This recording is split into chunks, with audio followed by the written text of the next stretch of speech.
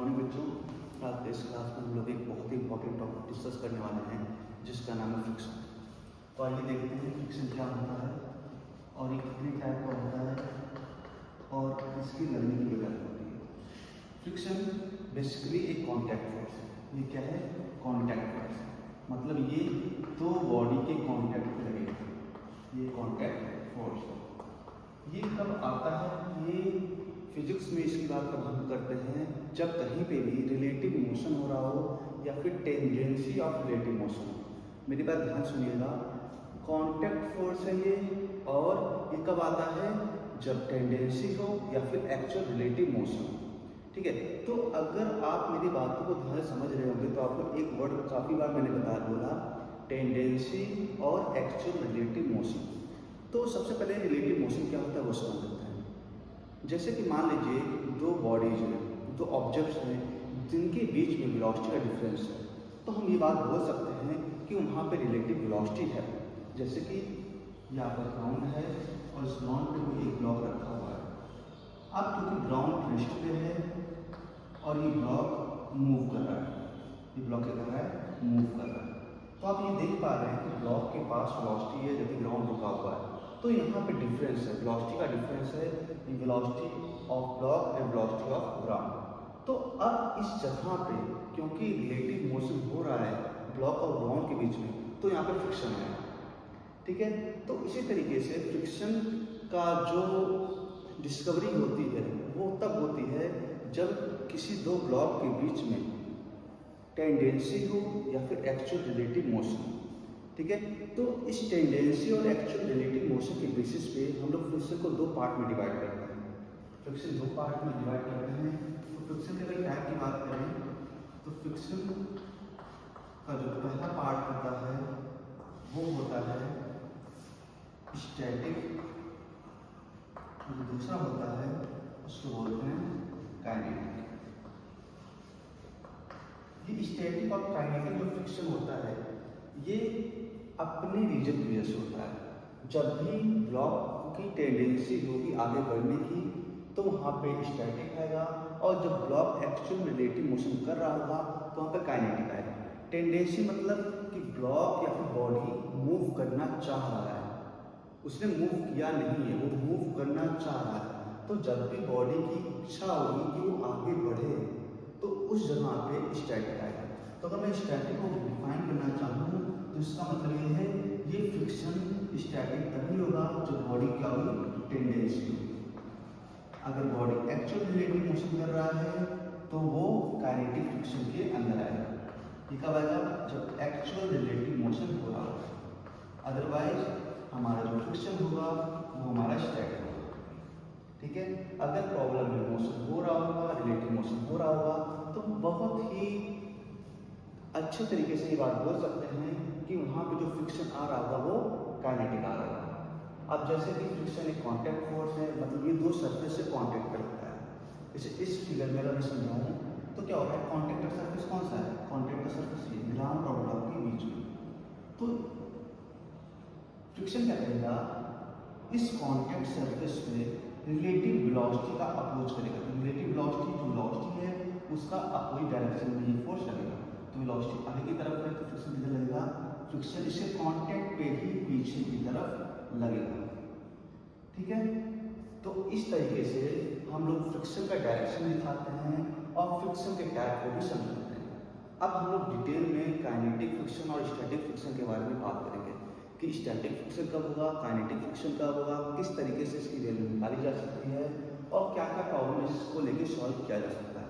तो सबसे पहले हम समझेंगे काइनेटिक फ्रिक्शन, क्योंकि स्टैटिक फ्रिक्शन को समझने के लिए सबसे पहले आपको काइनेटिक समझ लेना बहुत जरूरी है, क्योंकि काइनेटिक आसान भी होता है, स्टैटिक में थोड़ा सा डिफिकल्टी होती है बच्चों को समझने के लिए। तो सबसे पहले हम इजी पार्ट इसका खत्म कर लेते हैं, उसके बाद हम लोग स्टैटिक फ्रिक्शन की बात कर सकते हैं। ठीक है, तो अभी हम सबसे पहले पढ़ने वाले हैं काइनेटिक फ्रिक्शन।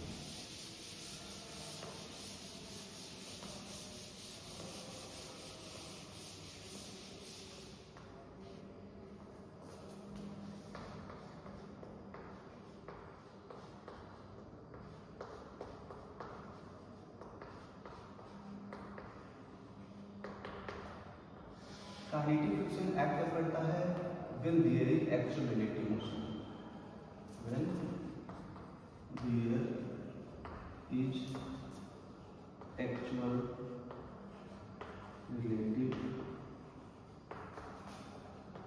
मोशन। जब कहीं पे सच में एक्चुअल रिलेटिव मोशन हो रहा होगा तब जाके काइनेटिक फ्रिक्शन आएगा। जो काइनेटिक फ्रिक्शन की वैल्यू होती है जनरली किसी भी टाइप का फ्रिक्शन, चाहे स्टैटिक हो चाहे काइनेटिक हो, जो फ्रिक्शन होता है वो directly proportional to normal reaction होता है। ये बात स्टैटिक के लिए वैलिड है और काइनेटिक के लिए वैलिड है, लेकिन सबसे पहले हम काइनेटिक की बात कर रहे हैं तो अभी हम काइनेटिक के फॉर्मूले की ही बात करेंगे। तो जो फ्रिक्शन होता है वो डायरेक्टली प्रोपोर्शनल टू नॉर्मल होता है। क्योंकि हम काइनेटिक फ्रिक्शन की बात कर रहे हैं तो यहाँ पे एफ के लिख देते हैं ताकि हमें समझ में आए कि हमारा जो फ्रिक्शन है वो काइनेटिक है। तो काइनेटिक फ्रिक्शन आपने बोला कि नॉर्मल रिएक्शन के बराबर होता है। अगर आप इस प्रोपोर्शनलिटी को हटाना चाहेंगे, sorry kinetic friction normal reaction में प्रोपोर्शनल होता है, तो इस प्रोपोर्शनलिटी को अगर आप हटाना चाहेंगे तो आपको एक कांस्टेंट से रिप्लेस करना पड़ेगा जिसको हम लोग म्यू के नाम देते हैं। म्यू के क्या होता है? म्यू के होता है कोएफिशिएंट ऑफ, इसको बोलते हैं कोएफिशिएंट ऑफ काइनेटिक फ्रिक्शन, इसको नाम देते हैं कोएफिशिएंट ऑफ काइनेटिक फ्रिक्शन। ठीक है, अब इस फॉर्मूले के यूज की हेल्प से हम लोग ये वैल्यू निकाल सकते हैं। जो आप देख पा रहे होंगे ये म्यू के होता है, ये आपके सरफेस की प्रॉपर्टी होती है। अलग अलग सरफेस के लिए म्यू के अलग अलग होता है और नॉर्मल रिएक्शन अलग अलग केस में अलग अलग होता है। ठीक है, तो किसी एक पर्टिकुलर केस के लिए, किसी पर्टिकुलर सरफेस के लिए म्यू की वैल्यू फिक्स होगी और नॉर्मल रिएक्शन भी फिक्स होगा। तो इस तरीके से हम देख पा रहे हैं जो फ्रिक्शन है, काइनेटिक फ्रिक्शन है, इसकी पूरी वैल्यू क्या है? कांस्टेंट है। क्या है? कांस्टेंट। मतलब कभी भी अगर काइनेटिक फ्रिक्शन लग रहा होगा किसी ब्लॉक पे रिलेटिव मोशन की वजह से तो उसकी value through out the motion same होने वाली है। मान लीजिए वही सेम एग्जांपल, एक ब्लॉक है, ग्राउंड पर रखा हुआ है, ठीक है, इस जो सरफेस है, इस सरफेस का जो प्रॉपर्टी है कोएफिशिएंट ऑफ फ्रिक्शन है, मान लीजिए म्यू के दिया हुआ है। यहाँ पे अगर आप एफबीडी ड्रॉ करेंगे तो आपको पता चलेगा इसका मास नीचे की तरफ लगेगा और नॉर्मल ऊपर की तरफ लगेगा। हम फ्रिक्शन की बात कर रहे हैं, अगर ये आगे की तरफ बढ़ रहा होगा तो फ्रिक्शन इसके कॉन्टैक्ट सरफेस पे पीछे की तरफ लगेगा जो कि ऊपर तरफ लगेगा। तब की वैल्यू निकालेंगे तो क्या आएगा? एफ की वैल्यू सरफेस का जो फ्रिक्शन की कोएफिशिएंट दिया है वो म्यू के दिया है और यहाँ से जो नॉर्मल रिएक्शन निकालेंगे तो आपको दिख रहा होगा कि वर्टिकल डायरेक्शन में इक्विलिब्रियम है, इसका मतलब नॉर्मल रिएक्शन आपके mg के बराबर होगा। तो n की वैल्यू यहाँ पुट कर देते हैं तो क्या गया? म्यू के mg। तो इस तरीके से काइनेटिक फ्रिक्शन की जो वैल्यू होगी आप देख पा रहे होंगे म्यू की कांस्टेंट है, सरफेस के लिए मास कांस्टेंट है, ग्रेविटी कांस्टेंट है, तो काइनेटिक फ्रिक्शन की value through out the motion same रहने वाला है, ये चेंज करने वाला नहीं है। ठीक है, तो ये है काइनेटिक फ्रिक्शन, काइनेटिक फ्रिक्शन की वैल्यू और वो किस तरीके से सरफेस पे और नॉर्मल एक्स पे डिपेंड करता है, इस तरीके से हम लोग सॉल्व कर सकते हैं। कुछ और केस देखते हैं जिसमें हम लोग सेम प्रॉब्लम को सॉल्व करने को सीखते हैं। ठीक है, तो एक दूसरा एग्जाम्पल लेते हैं। इस केस में क्या था? ब्लॉक ग्राउंड पे रखा हुआ था, उस केस में काइनेटिक फ्रिक्शन कितना था हमने कैलकुलेट किया। अगर हम लोग सीन को चेंज कर देते हैं, प्रॉब्लम को चेंज कर देते हैं तो काइनेटिक फ्रिक्शन की वैल्यू कैसे चेंज होती है ये भी देखने वाले हैं। तो मान लीजिए दूसरा प्रॉब्लम दिया हमने, दूसरा प्रॉब्लम इस तरीके से है कि ये कोई इंक्लाइन प्लेन है, ठीक है, थीटा मान है, थीटा इसका इंक्लाइन एंगल है, कोई ब्लॉक यहाँ पर रखा था और इस इंक्लाइन प्लेन का जो इंक्लिनेशन है इसके सरफेस की प्रॉपर्टी दी गई है म्यू की, मतलब कोएफिशिएंट ऑफ काइनेटिक फ्रिक्शन दिया हुआ है। ठीक है, अगर ये ब्लॉक नीचे की तरफ मूव कर रहा है, प्रॉब्लम बोला गया है कि ब्लॉक नीचे की तरफ मूव कर रहा है, तो हमसे पूछा गया कि काइनेटिक फ्रिक्शन की वैल्यू क्या होगी।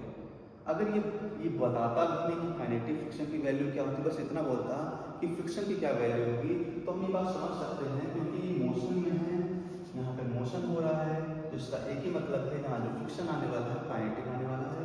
तो काइनेटिक फ्रिक्शन की बात कर रहा है, काइनेटिक फ्रिक्शन क्या होता है? वो होता है म्यू के तो यहाँ पे म्यू की वैल्यू म्यू के दे रखी है, इसी कुछ ना कुछ वैल्यू दे रखी होगी 0.2, 0.3, 0.4, मतलब 1 से छोटी ही होगी, ठीक है। और जो नॉर्मल रिएक्शन हम निकालना चाहें तो नॉर्मल रिएक्शन निकाल लगता है कॉन्टैक्ट सरफेस के परपेंडिकुलर होता है, तो ये नॉर्मल रिएक्शन हो गया। अगर हम इसको ड्रॉ करें इसका ग्रेडियंट तो एम जी नीचे आएगा, अगर ये एंगल थीटा है तो ये भी एंगल थीटा होगा, तो एम जी कॉम्पोनेंट क्या होगा एम जी कॉस थीटा, और इसका ये वाला कॉम्पोनेंट क्या होगा एम जी साइन थीटा। तो इस केस से हम निकाल सकते हैं जो नॉर्मल रिएक्शन होगा वो होगा एम जी कॉस थीटा, ठीक है। कैसे होगा, आपने फोर्स की बात बहुत अच्छे से पढ़ी थी एफबीटी के थ्रू कि किस तरीके से नॉर्मल रिएक्शन की एम जी कॉस थीटा होगी इस डायरेक्शन में इक्विलिब्रियम, तो नॉर्मल जो रिएक्शन होगा एम जी कॉस थीटा को बैलेंस कर देगा। तो हमें नॉर्मल रिएक्शन चाहिए था, हमें वैल्यू निकालनी है, तो क्या होगा एम जी कॉस थीटा। इस तरीके से काइनेटिक फ्रिक्शन निकाली जा सकती है, ठीक है। ऐसे अलग अलग केस में काइनेटिक फ्रिक्शन की वैल्यू अलग अलग होती है, प्रॉब्लम पे डिपेंड करता है कि प्रॉब्लम किस तरीके से। एक और प्रॉब्लम लेंगे और वहाँ पे देखेंगे काइनेटिक फ्रिक्शन किस तरीके से कितनी होगी, ठीक है। तो तीसरा प्रॉब्लम लेते हैं, इसको मैं क्लियर कर रहा हूँ, आई होप आपको बहुत अच्छे समझ में आएगा।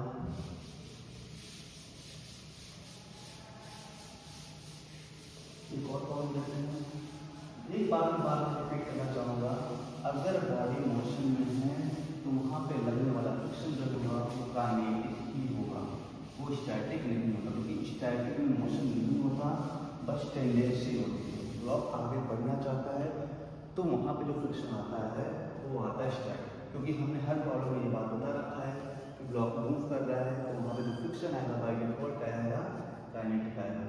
तो अगर हम बात करते हैं इस प्रॉब्लम में, मान लीजिए ब्लॉक है, ग्राउंड पर रखा हुआ है, इस पर इस तरीके से कोई फोर्स एफ लग रहा है जो कि हॉरिजॉन्टल से थीटा एंगल बना रहा है, ठीक है। और ये सरफेस है, सरफेस का जो प्रॉपर्टी दिया है वो म्यू के दिया है, यहाँ पे मैं वैल्यू नहीं दे रहा, मैं सब कुछ एफ म्यू के नाम से रिप्रेजेंट कर रहा हूँ, ठीक है। और हमसे बात बोल रखा है इस फोर्स की वजह से ब्लॉक क्या हो रहा है, ब्लॉक आगे की तरफ बढ़ रहा है, हमसे बात बोल रखा है। तो ये ब्लॉक आगे की तरफ बढ़ रहा है तो बिना सोचे ये बात बोल सकते हैं कि यहाँ पे लगने वाला जो फोर्स होगा वो फ्रिक्शन फोर्स होगा, क्यों, क्योंकि ब्लॉक क्या है मोशन। तो इस प्रॉब्लम को सॉल्व करने के लिए हमें पता है हमें अगर फ्रिक्शन निकालना है, काइनेटिक फ्रिक्शन निकालना है तो हमें सरफेस की प्रॉपर्टी चाहिए जो कि ऑलरेडी दी है म्यू के, और क्या चाहिए नॉर्मल रिएक्शन चाहिए। अगर हमें ये दोनों मिल जाए तो हम काइनेटिक फ्रिक्शन बता सकते हैं। दूसरी बात, फ्रिक्शन का जो डायरेक्शन होगा हमेशा वेलोसिटी के अपोजिट होगा, जिधर भी रिलेटिव वेलोसिटी हो रहा होगा उसका अपोजिट होगा, तो वेलोसिटी हमारा आगे की तरफ है, तो जो फ्रिक्शन लगेगा इसके कांटेक्ट पे पीछे की तरफ लगेगा, ये चाहेगा कि जो रिलेटिव मोशन है वो रुक जाए, ठीक है।